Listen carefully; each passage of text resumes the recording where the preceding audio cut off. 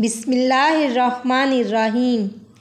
گھر واپسی کے راستے پر اس کے قدم من من کے ہو رہے تھے اور دل و دماغ میں یادوں کا ایک طوفان برپا تھا جس کی زد میں آ کر اس کا پورا وجود ریزہ ریزہ ہو رہا تھا۔ اس کے کانوں میں دو لفظ بار بار گونج رہے تھے، خوبصورت مرد۔ اماں، میں نے کہہ دیا کہ میں امیر علی سے شادی نہیں کروں گی۔ اماں نے چارپائی پر بیٹھتے ہوئے پوچھا، وہ کیوں؟ تو وہ بھاگ کر اماں کے پاس آ کر بیٹھ گئی اور بولی، دیکھ اماں، میں گاؤں کی سب سے خوبصورت لڑکی ہوں، تو میری شادی بھی سب سے خوبصورت لڑکے سے ہونی چاہیے۔ پر بیٹی، امیر علی بہت سلجھا ہوا لڑکا ہے، محنتی ہے اور تابع دار ہے۔ ہو نہ ہو تابع دار؟ شگفتہ نے سر جھٹکا، پھر اماں کے ذرا قریب ہو کر بولی، اماں، مرد کو خوبصورت ہونا چاہیے جو اپنی بیوی کے ساتھ جچے، اور امیر علی میں ایسا کچھ نہیں ہے۔ بس اماں، میں نے کہہ دیا میں یہ شادی نہیں کروں گی۔ تو ابا کو میرا انکار بتا دے، مجھے پتہ ہے کہ ابا مجھے کبھی مجبور نہیں کرے گا۔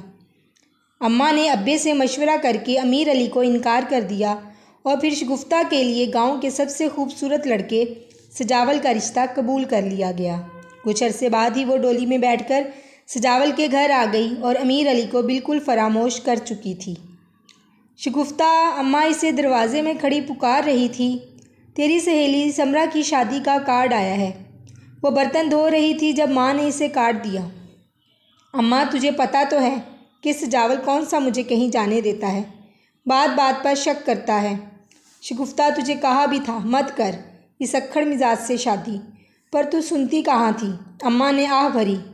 نا ماں، تجھے پتہ نہیں کہ میری ساری سہیلیاں سجاول سے کتنا جلتی ہیں۔ پھر کیا ہوا جو تھوڑا اکھڑ ہے، گاؤں میں ٹور بھی تو میری ہی ہے۔ اچھا بیٹی، میں چلتی ہوں، تیرا ابا آتا ہوگا۔ اماں، بیٹھ تو صحیح۔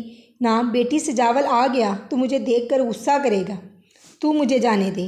رات کو سوتے ہوئے اسے خیال آیا کہ شادی جمعے کو ہے اور جمعے کو تو سجاول میلے پہ جائے گا، تو میں اس کے پیچھے شادی پہ چلی جاؤں گی اور اسے پتہ بھی نہیں چلے گا۔ یہ خیال آتے ہی وہ مطمئن ہو کر سو گئی۔ جمعے کے دن سجاول کے جانے کے بعد وہ تیار ہو کر سمرا کے گھر آ گئی۔ چاچی، سمرا کہاں ہے؟ اس نے سمرا کی ماں سے پوچھا۔ بیٹی، وہ اندر ہے، اور خود آگے بڑھ گئی۔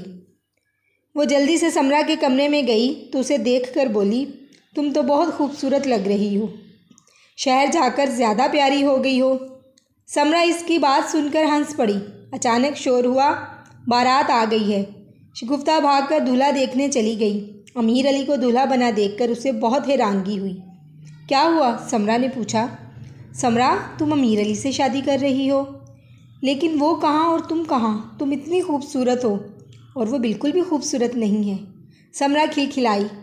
تم خوبصورتی کو کیا سمجھتی ہو؟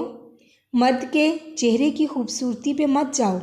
خوبصورت مرد وہ نہیں ہوتا جس کا چہرہ خوبصورت ہو، بلکہ خوبصورت مرد وہ ہوتا ہے جس کا دل خوبصورت ہو، جو اڑیل گھوڑے کی طرح نہ ہو جو اپنی انا کی رکاب پر پڑے پاؤں سے بے نیاز عورت کی عزت نفس کی زمین پر سرپٹ دوڑا جائے، بلکہ خوبصورت مرد وہ ہوتا ہے جو اپنی محبت سے عورت کے وجود کے نخلستان کو گلستان میں بدل دے۔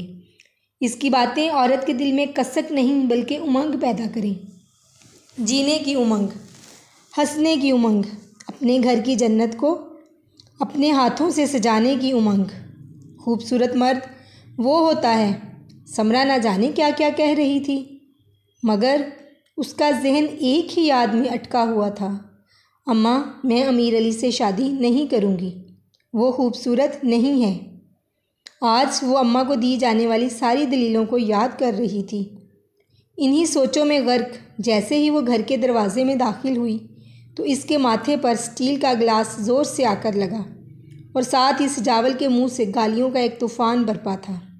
کس یار سے ملنے گئی تھی اور وہ ماتھے سے بہتے ہوئے خون پر ہاتھ رکھ کے پھٹی پھٹی آنکھوں سے اس کی طرف دیکھ رہی تھی، اور اس کے ذہن میں ایک ہی گونج تھی، خوبصورت مرد۔